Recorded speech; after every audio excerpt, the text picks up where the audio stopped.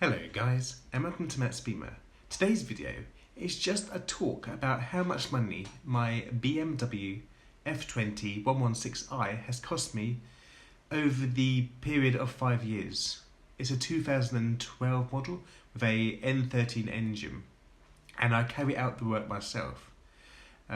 Plus, remember, I don't actually do many miles in my F20. When I bought the car, it had 23,000 kilometers, and now it has 43,000 kilometers. So I've done about 20,000 kilometers, which I think is about 12,700. Divide that into 5 and it's not much at all. So just remember that when it comes out to the total at the end. So my 5 year total of fuel will probably be what yours would cost after 1 year. Also, this video will highlight how much cheaper it is to actually fix the car yourself than taking it to a garage to get them to do the work. But remember, if you do the work yourself, it may affect the value of the car overall, because some people want to see full service history. But in Russia, no one seems to care about full service history at all. It's quite strange. But in England, where I come from, it's very important. So they say. First of all, I should talk about the general service maintenance side of things. Then I will talk about things that have gone wrong and how much that's cost me, and then things such as insurance and tax, all that kind of stuff. As you may know, I do loads of DIY videos on my channel. Some of the videos I didn't need to have as much done as I did. Underneath the Russian flag is how much I've spent on my car in pounds, but in Russia.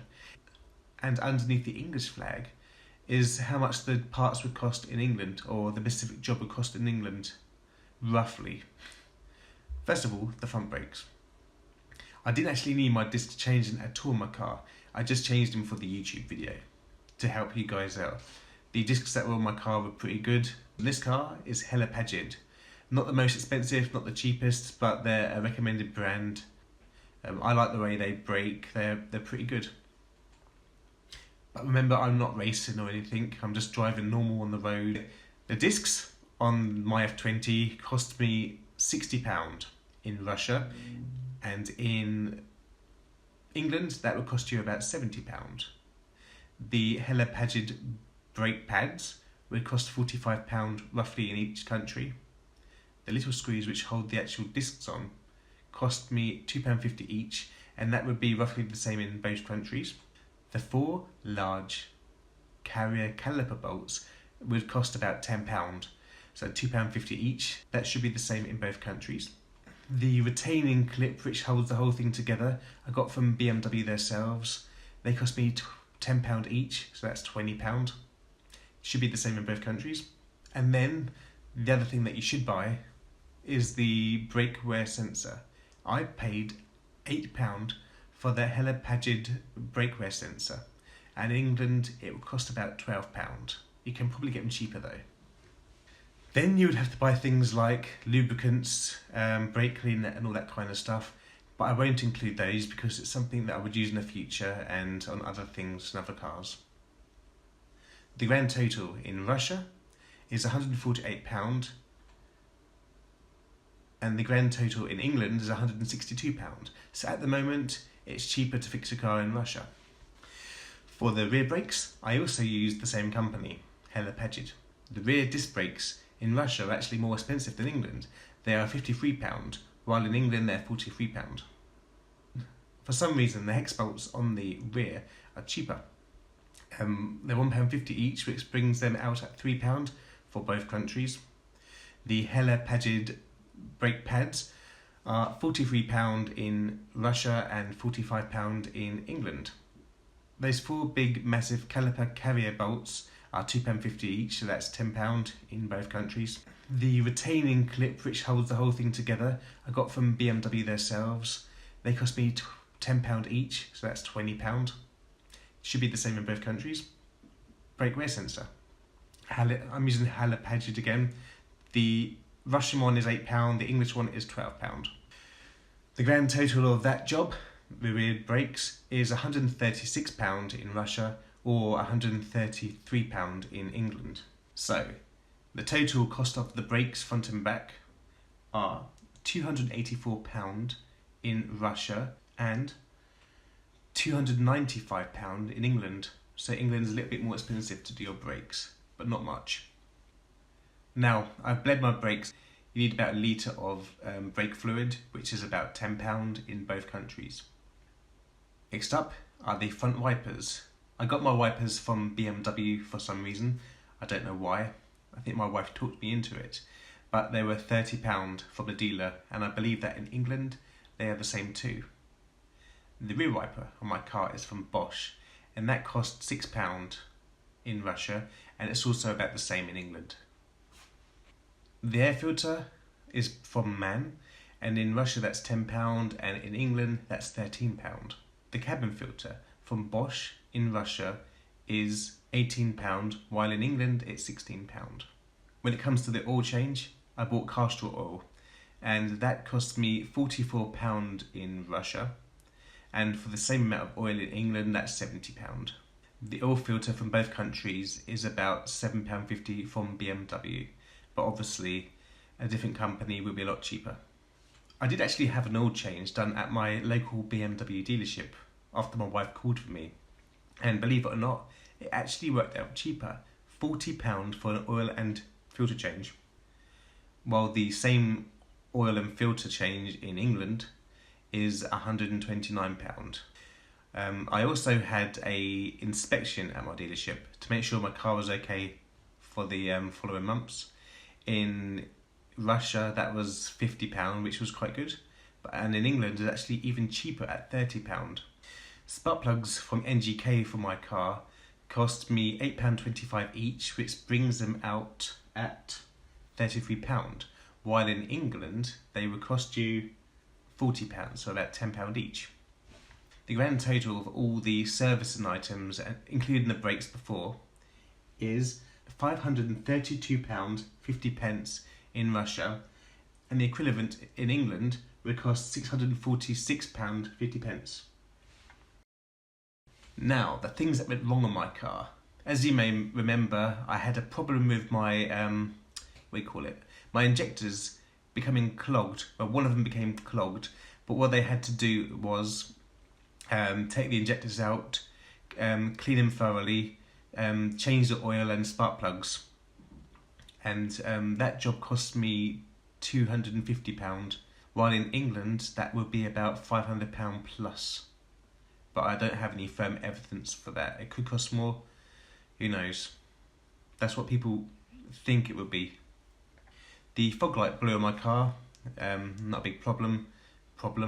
That was an H8 bulb. In Russia it's £6.50, and in England that bulb is about £10.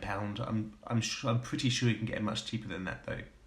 The dip beam blew, which is an H7 bulb, and that in Russia costs £1.50, while in the UK it costs £5, so quite a big difference there. But I'm guessing it's all depending on where you buy them from. I had to change the key battery, that was very cheap. That was £2, while in England they're £3. So the grand total of things having to be replaced due to something going wrong in the car is £260 in Russia and £518 in England. So the grand total so far is £792.50 for the Russian car, while in England it would have cost me £1,164.50 in England. Now, when it comes to fuel, there's quite a big difference in price. I've only done about 12,700 miles in the last 5 years, which is not much at all, and I should be ashamed of myself, I know. So in Russia, it cost me £707 to do 12,700 miles, which is amazing. While in England, that would cost about £1,645, which is shows you how much fuel is in England compared to Russia. The grand total so far is £1,499.50 for running the car in Russia, while in England it comes to £2,809.50. So far, England's a lot more expensive. This is where it changes a bit though, to bring it a bit more level pegged. So car insurance. My car insurance for me in Russia is quite expensive because obviously I'm a foreigner and foreigners aren't safe, apparently, even though, yeah. My insurance each year, because in Russia we have two insurances. We have the cheap insurance and the fully comp insurance, and the total of those together is about £900. So £900 over 5 years brings the insurance out at 4,500. While in England, my insurance is actually cheaper, because even though I have no claims bonuses because I haven't been in England for a long time. So I lost all my no claims bonuses just by not driving in England for a long time, which is kind of annoying really. But for me, with the fully comp in England, it would cost me £630. That was the cheapest quote I had, living in East Sussex. So £630 times 5 years is 3,150. Now the grand total is more or less even. The Russian car is actually a bit more expensive to run so far, £5,995.50, while the British car is £5,959.50. So, as you can see, there's not actually much difference now. But then it comes to road tax. In Russia, my road tax for my BMW each year is £47, which is very good. While in England, my car tax would be about £150. So my tax in Russia over 5 years is £235, while in England, the tax comes out at £750, which makes the English car more expensive to run again. So the grand total of money I spent over the 5 years, which is quite low to be honest, is first of all the Russian car, £6,234.50, while the same car in England is £6,709.50. So I keep looking at my computer because I'm not very good at remembering numbers. So what I'm going to do now is divide those totals by 5 years, which makes the Russian car £1,246.90, while the English car would be £1,341.90. But that's doing very low mileage. So if I was doing 12,700 miles a year, the totals would be a bit more different, obviously. So if I did, so the total, it's getting a bit confusing, isn't it? So the grand total with 12,700 miles a year on the clock would work out around about £1,821.30 in Russia, and the British car would cost £2,657.90, which sounds a bit more normal, doesn't it?